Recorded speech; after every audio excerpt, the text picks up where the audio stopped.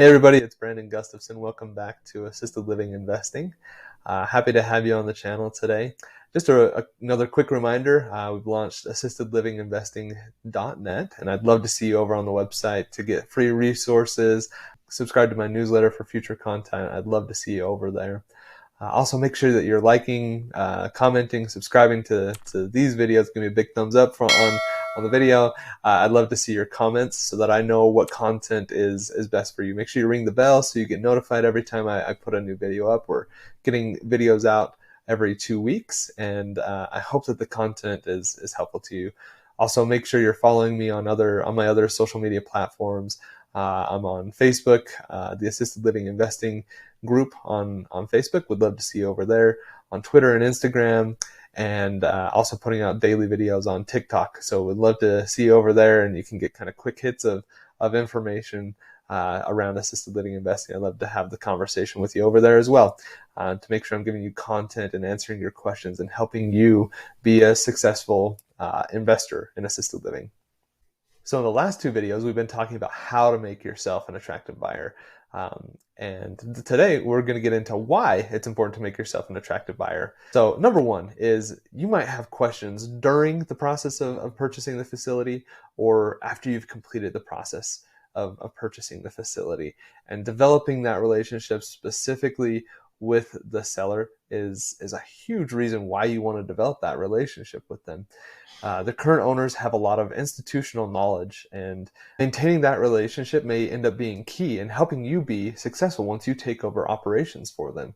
They can help you navigate the often complex licensing and billing processes, dealing with Medicaid, dealing with the state and getting things licensed, working with the ombudsman and who an ombudsman is, and just all of those different things to benefit you, because you never know when you're going to have a conversation where you need some insight from somebody that has worked in the industry, has worked in the market before, and being able to develop that relationship it could end up being something that is key to allowing you to run a successful facility. The second reason is that they can help you have a smooth transition as you are purchasing the facility. So they can make good introductions to their residents and to their families, which is going to help you have a much more smooth transition into your ownership of the facility. Change is scary. You all know this. Change is scary. It's hard to do new things. And the better relationship that you have with the seller, the more smoothly it's going to be to transition ownership over to you. And that change for the residents and their families is not going to be as scary. There still will be concerns. We got calls because we allow pets in one of our facilities. Not a ton of pets. We just have one dog. But the resident who owns the dog, her daughter was really concerned about being able to keep the dog in the home.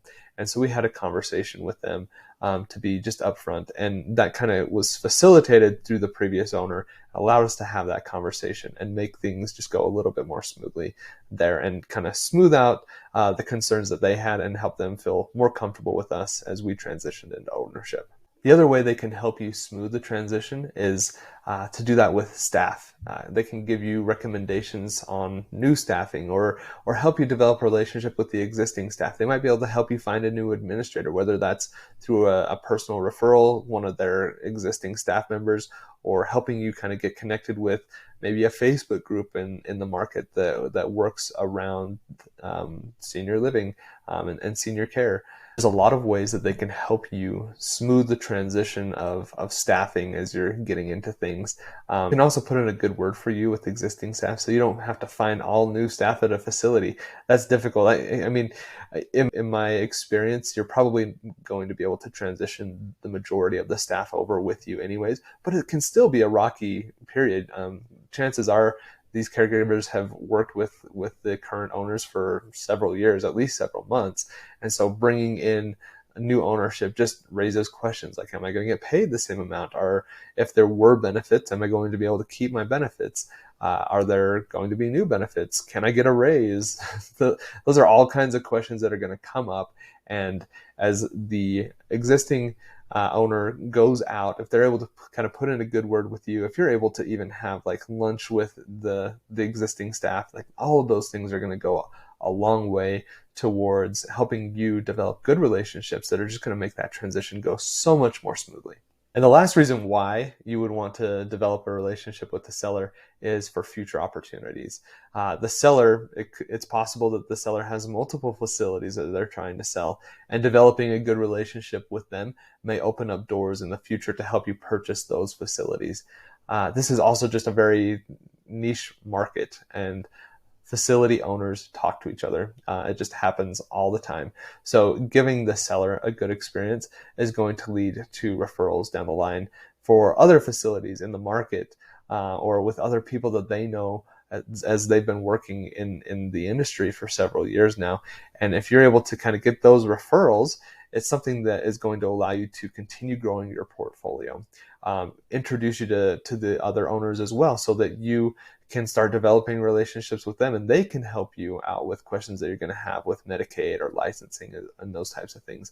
Networking, professional networking is something that I actually have a big passion for, but it's really going to be key for you in this industry as well. Developing relationships with the previous owners are just going to open up an endless amount of opportunities for you to build relationships with other people that are going to help you be successful and help you build the portfolio that you want to build, so that you can be an investor in assisted living facilities. So to recap what we talked about today, we talked about the why you want to make yourself attractive to a seller. Number one is you're going to have questions that are going to come up during and after the purchase of the facility. Number two, it's going to just help smooth the ownership transition over to you. And number three is future opportunities. You never know what's going to come. You might have an idea of what you want your goals to be, but developing this relationship is going to allow you to achieve those goals a lot more quickly than they would otherwise.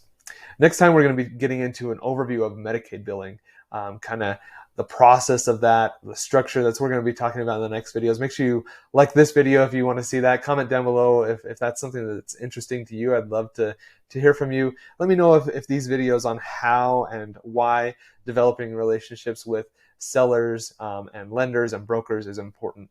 I found it to be just extremely important to me as I've gone through the process of acquiring my facilities. It's going to help you be successful the more that you're able to build these relationships. So I very strongly encourage you to do that as well. Make sure you like the video, give me a big thumbs up. Make sure you're following me on my other social media platforms. I'd love to see you over there. Join the conversation as we continue to build a great community of investors that are interested in getting into assisted living and helping you learn the process and the steps that you need to take to be successful in getting into this industry. Also, make sure that you're getting over to assistedlivinginvesting.net. Make sure you join the mailing list over there, and you're accessing those free resources that I've got for you. I've got the calculator that we went through a few videos ago on the website, and also my templated version of the meetings that I do with my administrators. And I'll be putting a lot more content out there. Please comment down below if there's other content you'd like to see and resources that I can give you to help you be successful. I'd love to have you over there and to hear what you've got to say. That's it for today's video. Thank you for watching, and I'm excited to have you here, and we'll see you next time. Thanks for watching. Have a great day. We'll see you.